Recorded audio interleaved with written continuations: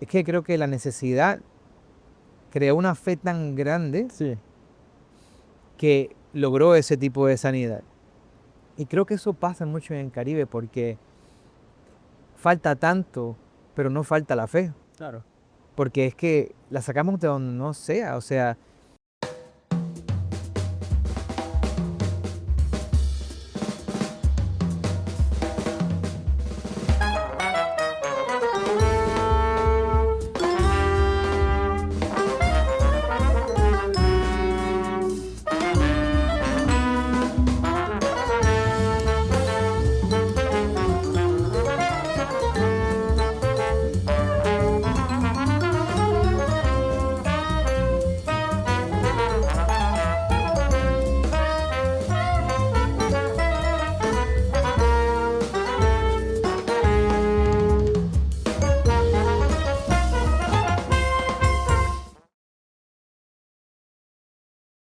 Hola, ¿qué tal? Yo soy Juan Luis Landaeta, esto es Nueva York y punto. Suscríbanse a nuestro canal, es muy sencillo y además pueden recibir las notificaciones que son más sencillas aún porque son que esencialmente publicamos una nueva entrevista y así se pueden enterar más rápido de las conversaciones que estamos teniendo. Detrás de la cámara está el coproductor y encargado de todo el universo de la imagen y el audio de este invento, Samir Maigua. El diseño de Nueva York y puntos de Mariana Bernardes. Yo tengo ahorita puesto un windbreaker de 7C. Y hoy estoy acompañado por Huáscar Robles, puertorriqueño, escritor, periodista, fotógrafo. Esas tres. ahí estamos. Todo lo demás Sí, viene alrededor, ¿no? exacto, sí. Y vividor. Y video. Y hoy tenemos una novedad. Para quienes nos han estado siguiendo en estas conversaciones, han notado que siempre han ocurrido bajo techo. Hoy ocurren bajo un techo distinto, un poco más ambicioso, que es el cielo de Manhattan. Tenemos un tanque detrás, un tanque enfrente. Y estamos en la mitad de la isla, virtualmente en la mitad de la isla. Hace poco murió Diane Keaton, porque entonces decir Manhattan Sin decir Diane, Claro. sería diferente, sí. se amigan, ¿no? Claro, claro. ¿Cuándo fue la primera vez que viniste a la ciudad? Mira, la primera vez fue en el 99. Me estaba mudando de California, viví en San Diego por un año y medio. Y em, aunque vivo en California ahora, De nuevo. California en la década de los 90 o en ese año que estuve allá, no me encantó. San Diego era un lugar muy racista, muy hostil. Así que tenía un Jeep, como todo el mundo en California. Y cogí el Jeep y me vine para Nueva York y llegué aquí hacia septiembre del 99. Y fui de esas personas que venía con el miedo del milenio, ¿no? Que estaba ¿De2K? del Y2K chequeando mi cuenta de banco, que no se había llevado el dinero. Pero así entré a Manhattan, a un momento, una década nueva, con unas esperanzas y miedos diferentes. Y la ciudad tenía otra textura en aquel momento, ya han pasado 25, 26 años. Pero cada vez que regreso sigue siendo igual, me sigo sintiendo de la misma forma. Siempre es como que hay como si Manhattan tiene algo que decirte. Y, y hablando de Diane Keaton, o sea, cuando pienso en... Ella fue la risa de Manhattan, mientras que otros eran la codicia o tal vez eran la inteligencia, la filosofía, pero ella nos hacía reír. Era una pureza que vi a través de ella, de Manhattan, y me dio mucho sentimiento cuando vi que se murió. ¿Te viniste manejando desde allá? O sea, la primera vez que llegaste a Nueva York fue... Manejando me había pintado el pelo anaranjado. No vuelvan a hacer eso un hispano en un Jeep sin capota con el pelo anaranjado por el sur de Estados Unidos. No es la mejor idea. Me pararon cuanto policía había. Era una moda muy de los 90 también. Sí, exacto. Si yo Si no era eres como- Kobe Bryant, no es tan sencillo. no, era como que era más bien como, ¿cómo se llama el otro beisbolista que también se pinta, que fue el novio de Madonna, que se pintaba el pelo todo el tiempo? Se me olvidó el nombre. Pero sí, había mucho esto de pintarse el cabello. Y nada, era joven y pues me fui con el cabello. Dije, tengo 2 semanas libres del trabajo, voy a encontrarme con Manhattan. No, o sea, cuando tú viajas a través de Manhattan, quieres llegar a Manhattan. Te Claro. das cuenta que entre la costa y la costa no hay más nada, quieres estar allá. Y cuando llegué, estaba muy contento. De hecho, tengo un sentido de dirección malísimo, así que llegué a Manhattan, me acuerdo que, y mi corazón palpitando, y yo, o sea, así aplaudiendo, como llegué, y algo hice que de momento decía, me fui. O sea, veía toda la ciudad irse otra vez. Así que volví a pagar el peaje y entré otra vez a Manhattan por segunda vez. Así que Manhattan te cobra por llegar mucho. Pero cuando llegué comenzó mi vida acá y, o sea, no me arrepiento, desde ahí todo fue otra vida. Has ido y venido muchas veces. Estuve en Manhattan 3 años la primera vez, después de septiembre 11 me quedé un año más, pero después decidí ir a Puerto Rico, donde soy.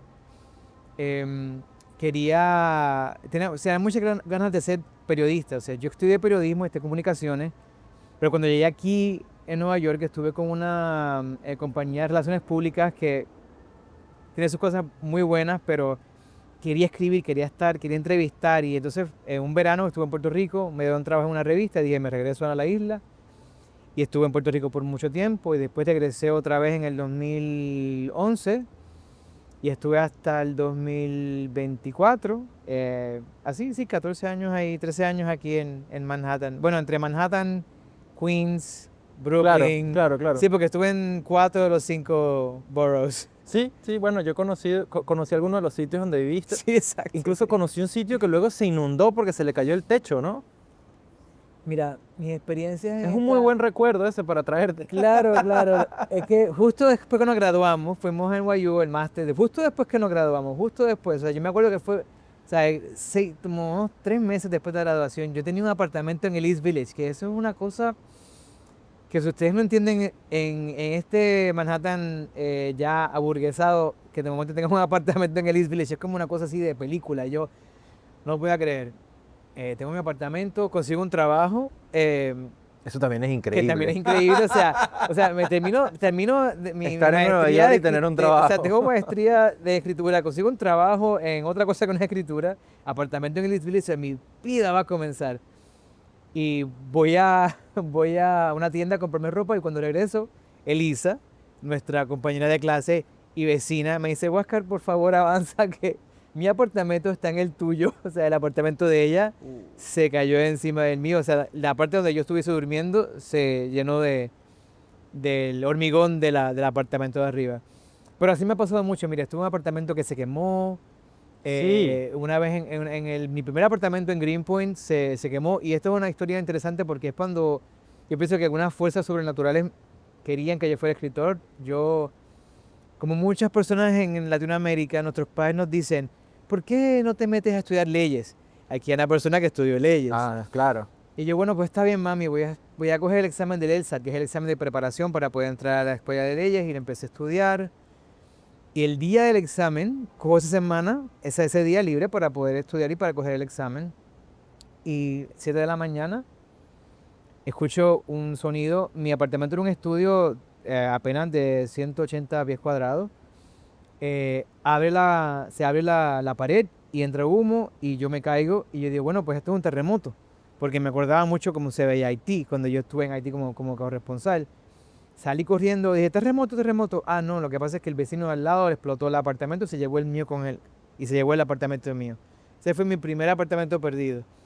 Así que ya he tenido muchas experiencias De de pérdida de privacidad, porque al final todo el mundo se te está metiendo en tu no, casa. claro, pero es que eran apartamentos que yo decía, wow, este apartamento, o sea, en Greenpoint, o sea, me acuerdo que fue tan difícil obtener el apartamento.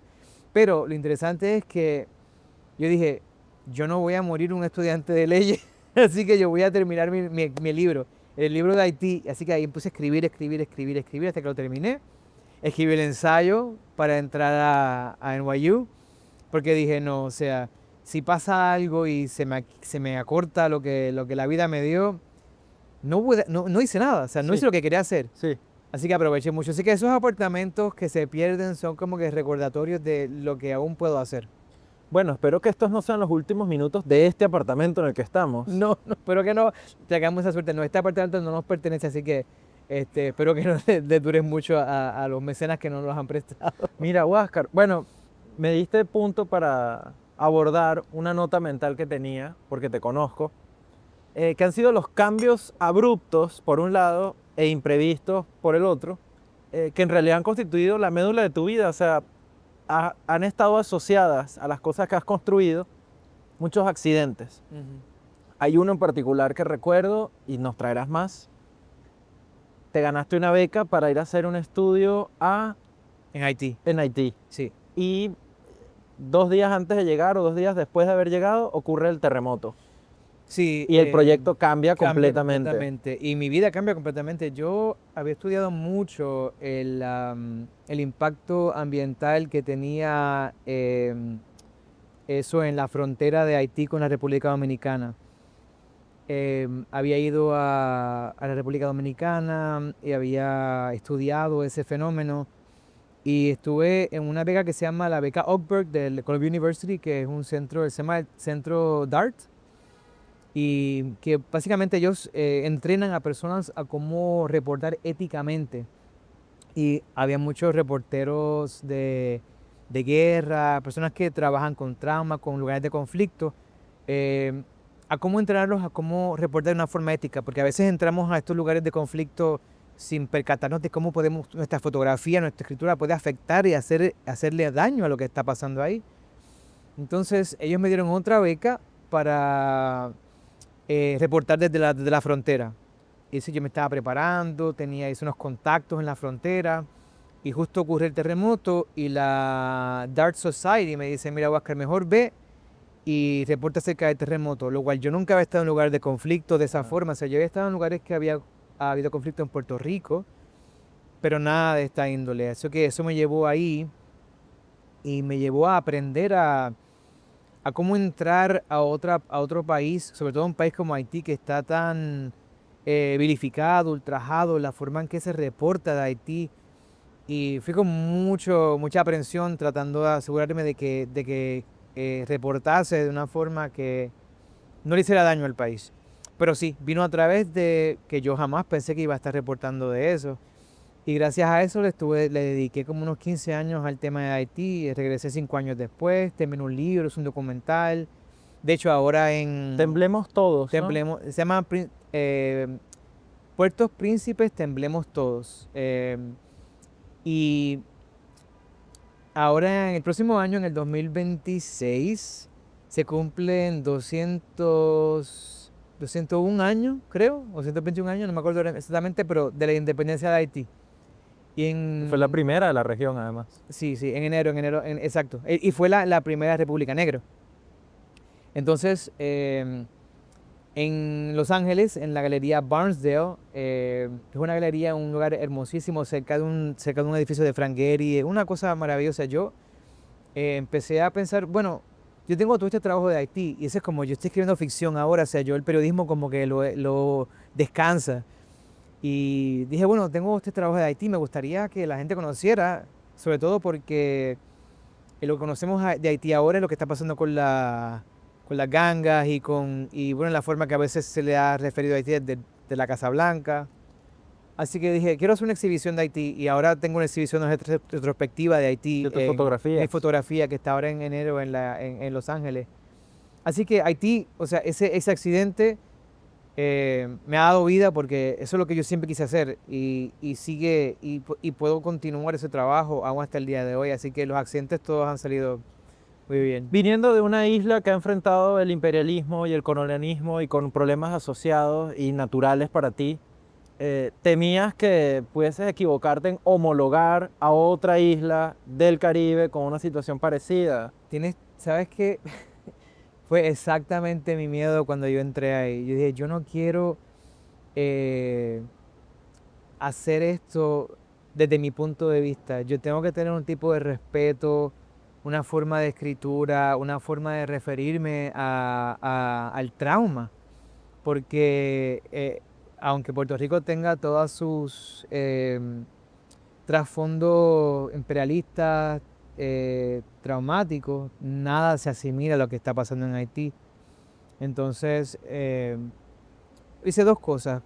Tuve mucho juicio al escribir porque también estaba produciendo blog. Esto es el año 2010 estaba mucho de moda escribir blogs, así que pues estaba escribiendo blogs, que eso se escribe rapidísimo, ¿no? O sea, tú escribes y le envías al editor ya y si cometiste un error, entonces pues tienes que después pedir disculpas.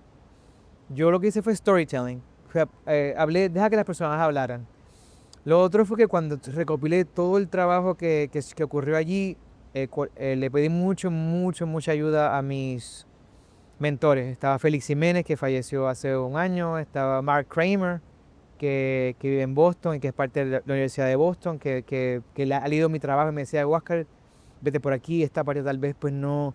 Así que sí, ten mucho cuidado, porque venía de una isla que tenía una experiencia completamente distinta, pero es muy fácil contraponer eso encima de la otra isla. Es que el Caribe es muy distinto. Completamente.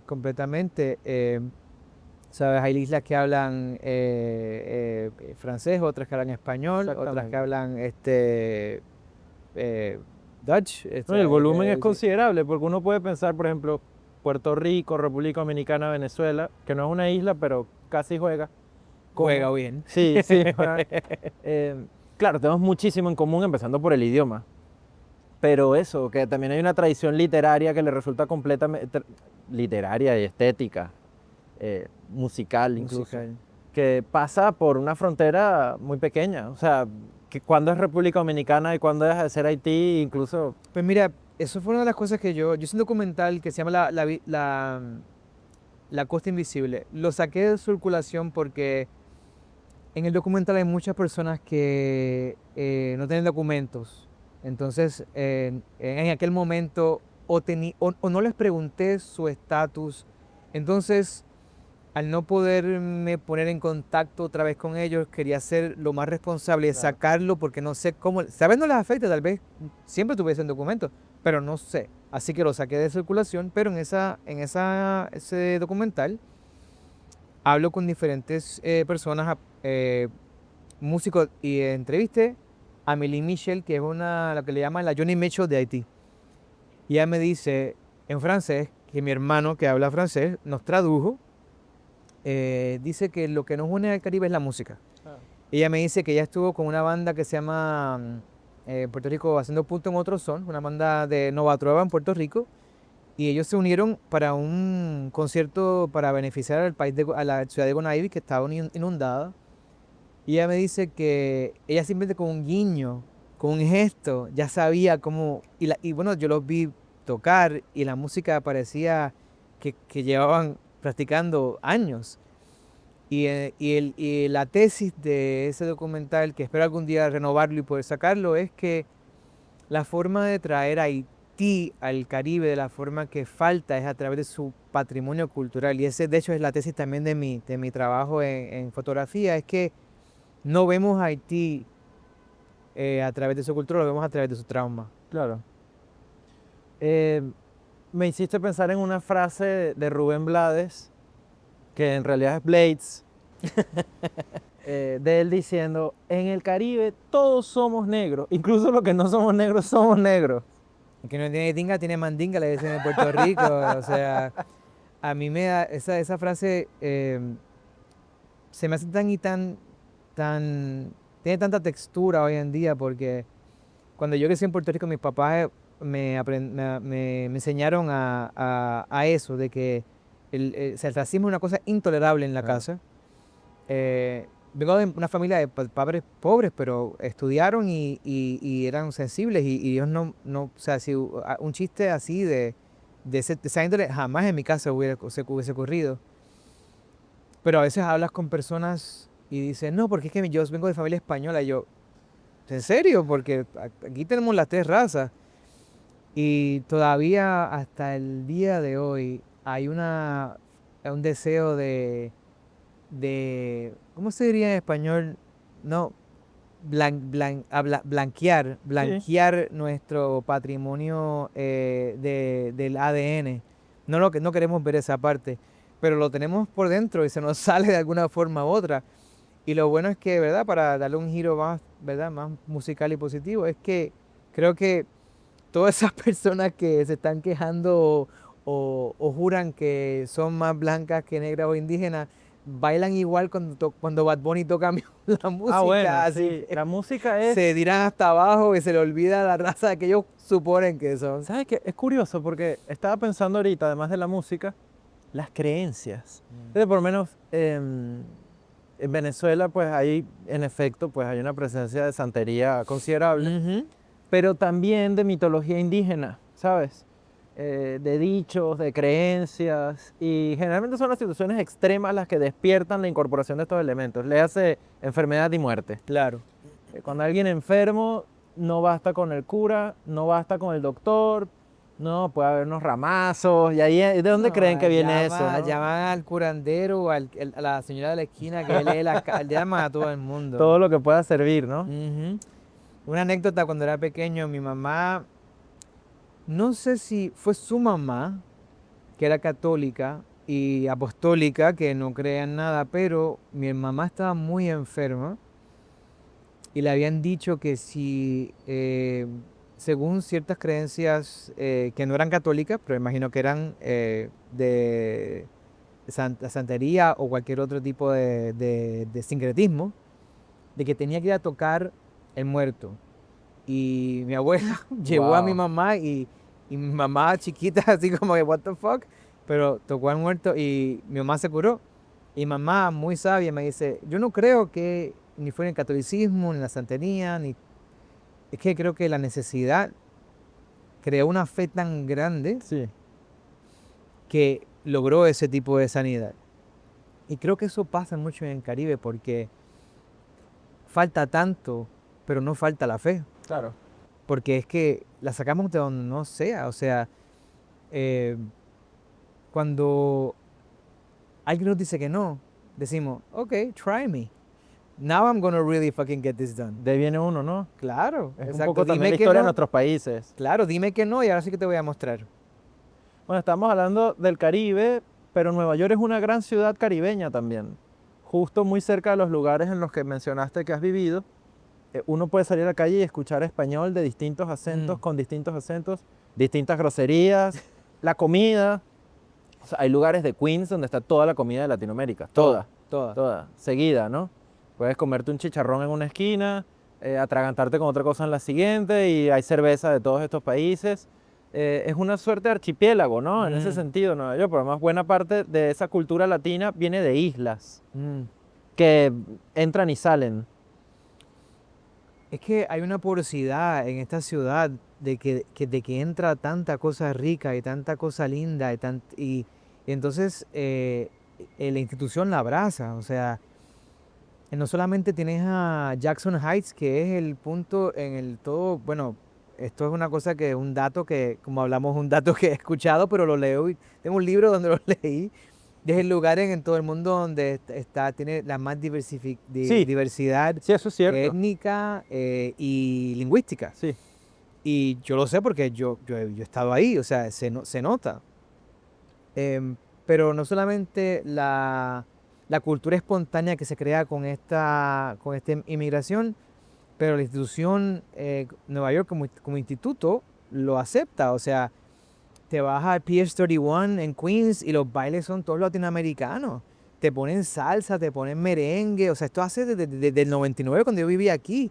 Hay una aceptación. Te vas al barrio y los políticos, te gusten o no te gusten, siempre están empujando su cultura y asegurándose de que el idioma, el arte y la música siga siendo parte de la textura de la ciudad, que se escuche, que se vea.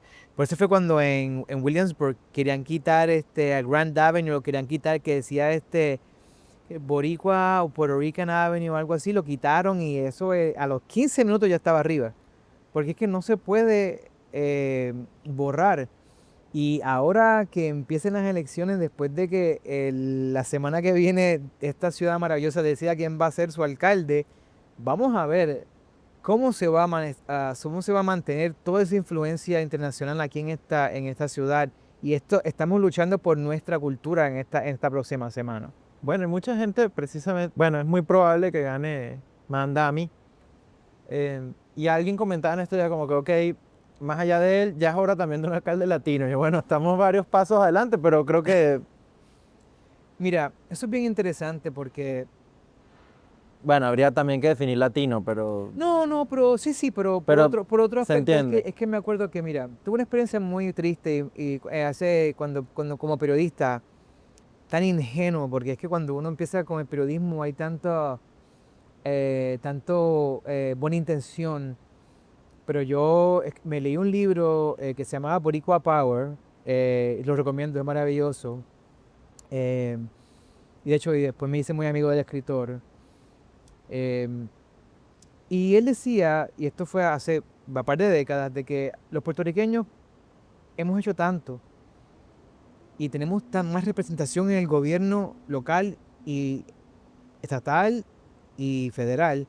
Y aún así, cuando ves el número de personas empleadas por el Estado o por la ciudad, los puertorriqueños somos muy pocos y tenemos muy poca influencia. Eso es fue un pensamiento muy controversial.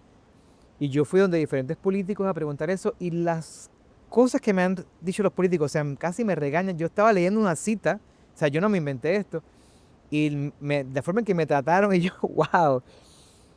Pero lo siento, pero mi profesor tenía razón. O sea, tenemos a Sonia Sotomayor en la Corte Suprema, tenemos a Nidia Velázquez en el Congreso, tenemos tantas personas nuestras latinas y puertorriqueñas a través de todo el sistema político de este país y nuestra fuerza política es muy poca, Claro.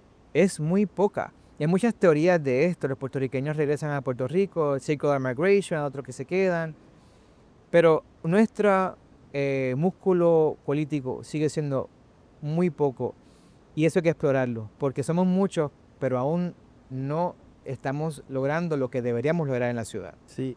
Sabes que ahorita mencionaste lo del periodismo y te quería hacer una pregunta que es una distinción interesante. En tu caso, ¿cuándo sientes que eres escritor y cuándo sientes que eres periodista? ¿Cuál es la frontera? Citar Wow. datos, fuente de la información, sí, no, licencias. Mira, lo, lo, lo que jode es que como periodista siempre quiero tener un récord que me gustaría convertirlo en algún tipo de crónica. O sea, siempre pienso como que next non-fiction book. Pero como escritor de ficción, narrativa, siempre estoy pensando en el efecto de mi trabajo en otros. O sea, mi mentor Félix me decía, nunca te preocupes. El que le tiene que gustar tu libro es a ti.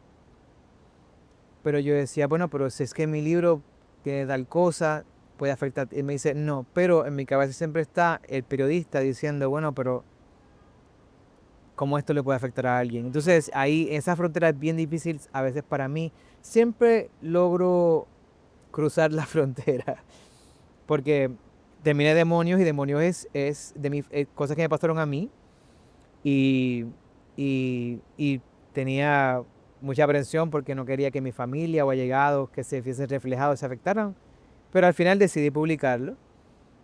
Pero el periodista siempre está ahí fact-checking todo. ¿Y te das cuenta antes o después? Es decir, después de que ves el bruto del texto dices, ¿es no ficción o ya está? Excelente pregunta, porque yo escribo y me dejo escribir. Y me doy cuenta después de que, ok, sí, esto mejor es que. Esto sí tiene unos trazos más reales y hay que hacer preguntas. Citaste Demonios, que es tu primera novela. Esta no es la primera edición. La primera edición es azul, un poco más pequeña. Pero ya ha habido otras ediciones. Y Demonios, en efecto, creo que tratan buena parte de ti. Sí, o sea, la historia es la historia de un niño de 13 años que está tratando de entenderse como un niño gay en un Puerto Rico rural. Realmente él es de el extremismo religioso en la montaña puertorriqueña en la época de los 80, durante la época del carpeteo. Y es en el momento en que el gobierno estadounidense está vigilando a los puertorriqueños por el miedo al nacionalismo puertorriqueño, el Partido Independentista. Entonces, Sí, por ende el miedo a los homosexuales. oh, no, claro, exacto. Imagínate. Claro, y entonces el homosexual viene como es este cuco no solamente al Estado, sino más bien también a la religión, que es el vehículo del Estado para adoctrinar a las personas. Entonces mi familia o la familia que está aquí, que no es mi familia, es el eje de esa realidad puertorriqueña en ese momento tan importante. ¿Cuánto tiempo estuviste trabajando en el texto de la novela? Mira, fueron 2 años, uno del primer borrador y el segundo de terminarlo, el tercero de editarlo y los otros de intentar que alguien lo leyera y que alguien lo publicara. ¿Y el exorcismo que le querían hacer el personaje lo sentiste tú con publicarla? Sí, Sí. sí, la verdad que sí. Yo dije esto en la primera presentación del libro. Yo le tenía un odio. Mira, me da miedo decirle, me da ganas de llorar decirle, pero le tenía odio a mi ciudad de Caguas porque me representaba el momento más difícil de mi vida. De miedo, de homofobia. Pero cuando publiqué el libro hice las paces con Caguas. Me acuerdo que un día fui a casa de mi papá que tiene una montaña hermosísima, o sea, tiene un pedazo cerca de la montaña que mira Caguas. Y me enamoré y pude sacar todo ese recelo, ese miedo a la homofobia y tantas cosas que yo me reía tanto de la gente decía, no, es que este libro me sanó, o es que yo necesito estar con los personajes, yo, ay, por favor, o sea, como periodista, como que por favor, debe ser estupideces. Todo es real, todo fue real, tenía que ver con mis personajes, tenía que hablar con mis personajes y el libro me sanó, así que todas esas cosas me pasaron y o sea, pasar la frontera de periodismo a no ficción, a ficción fue maravillosa porque me tuve que callar, tuve que aprender muchísimo. Y sí, me ayudó un montón a superar ese dolor, sí. Bueno, y que a veces fingir es la mejor manera de ser uno mismo. O sea, cuando le pones otro nombre a un personaje que buenamente eres tú, estás jugando. Sí, y lo que pasa es que esta es la parte que yo aprendí o sea, con mucho esfuerzo cuando tú estás ficcionalizando tu vida, es que tienes que realmente hacerlo de otra forma, otro nombre, ver cómo el personaje haría y disfrutártelo. O sea, yo tuve que sacarme de ahí para poder escribir la novela. Y cuando me saqué del medio, ahí fue cuando se escribió. Y yo me enamoré de los personajes, o sea, cuando yo terminé de escribir el libro, yo lloré muchísimo porque es que no lo voy a volver a ver, o sea, me enamoré de Yeri, el personaje principal, Taina, Wu, Lizardi, o sea, todo este grupo de gente con las cuales estuve 3 años y cuando lo terminé, o sea, fue muy, muy triste. De hecho, ahora, ¿verdad? Para Sí, sí, hacerle por justicia favor, a la editorial de eso se trata. Abismos, que me publicó en México, que fueron maravillosos, un maravilloso trato. Y estuve en Tijuana hace poco con ellos. Estamos trabajando muy duro en la promoción del libro. Cuando yo me leí el libro nuevamente para asegurarme que no habían errores y yo dije, wow, o sea, estas son mi gente, son mi gente. Fue una experiencia muy linda reencontrarme con toda esta gente y, y ver el arco de Yeri, ¿no? Del personaje principal. Y entonces cuando tú ves en Puerto Rico ahora, ¿no? De que Puerto Rico, que es parte de Estados Unidos, la influencia de la iglesia en el Estado a través de la Casa Blanca, pero que se ve en el gobierno actual de Puerto Rico, y dice, yo que espero que los jóvenes que lean esto y adultos que lean el libro, que se den cuenta de que que hay un mapa, que lo que está pasando ahora ya pasó antes y no tenemos que ser esclavos de ese demonio y de esa vigilancia. Dijiste que fuiste a verlo, visitar la casa de tu papá y que viste en la montaña y te enamoraste. Y es como una reconciliación, te enamoraste de algo que ya era tuyo, pues que era parte de tu vida, de tu paisaje. El mismo primer capítulo, al final del primer capítulo, eh, muestra el miedo que le tenía a la montaña, pero en ese mismo pasaje habla de la admiración, porque es que es tan grande y tan hermoso. O sea, si usted va a cualquier lugar en un punto alto y ve todo ese valle, o sea, se te va el aliento, porque es que algo tan hermoso y tan profundo, los colores, y es como tus ojos o sea, tus ojos se nutren de eso. Y cuando lo logró ver otra vez, sin el recelo, sin el odio, sin el miedo, sobre todo el miedo, fue una reconciliación. Y ahora cuando voy a Puerto Rico siempre tengo que pasar por ese espacio y regresar a verlo. Y darme cuenta de que hasta hoy, hasta que no se lo lleve un Airbnb, sigue siendo mío. Hiciste un ajuste de cuenta. Es que las cosas hay que decirlas. Creo que buena parte de lo que se siente cuando se drena, por decirlo de alguna forma, a mí no me gusta el drenaje, porque el drenaje es como unidireccional, en realidad siempre hago como más de 360, es decirlo. A algunos les cuesta más, a algunos les cuesta menos, ¿no? Sí. Con la imagen ocurre distinto, ¿no? ¿Algunas de estas asociaciones las llevan al momento fotográfico o es más intuitivo? No te tienes que ocupar de qué es ficción y qué no es ficción, y qué es autorretrato. En la fotografía es bien distinto. Yo he hecho mucho trabajo autobiográfico. De hecho, cuando después del huracán María, mi mamá se fue a vivir conmigo y yo documenté toda esa procesión de ella de regresar a Nueva York, después a Puerto Rico. Y hay más complicidad y algo muy íntimo en la fotografía. Es la historia que tú cuentas de una forma diferente. Y, y como la persona ya sabe que estás ahí, que la estás fotografiando, pues hay mucho menos de esto de preguntarse la parte ética, porque ya la parte ética ya está embedded Sí. en el momento. Y por eso es que, mira, me encanta utilizar las tres formas. Cuando puedo hacer un proyecto fotográfico, lo hago. Cuando puedo escribir una novela o un libro de cuentos, lo hago. De hecho, ahora en diciembre tengo un libro de cuentos que se llama Los penúltimos días, que tiene que ver con el Caribe en este futuro cercano. No es ciencia ficción, Ok. pero se siente cercano. Pero Bueno, es que ya... bueno, es que ya no se sabe cuál es la otra, pero sí. Y tengo mucho deseo de volver a escribir una crónica. Tengo mucho deseo de hacer una crónica, así que estoy pensando cuál sería. Estoy en Los Ángeles ahora. Y me encantaría hacer una crónica que tenga que ver con la falta de hogar, porque es un problema muy, muy grande en Los Ángeles ahora. O sea, hay 45.000 personas en el condado de Los Ángeles que están sin hogar. Y me encantaría, pues, grabar ese tema. Oscar, tienes una constelación hermosa de mentores que siempre mencionas. Recientemente, bueno, Félix se fue de alguna forma y está en otra. Siempre me ha llamado mucho la atención y habla no solamente de lo abierto que tú estás a los demás, que me consta que es así, sino a los hechos, ¿no? A las ciudades, a los estímulos, a las formas.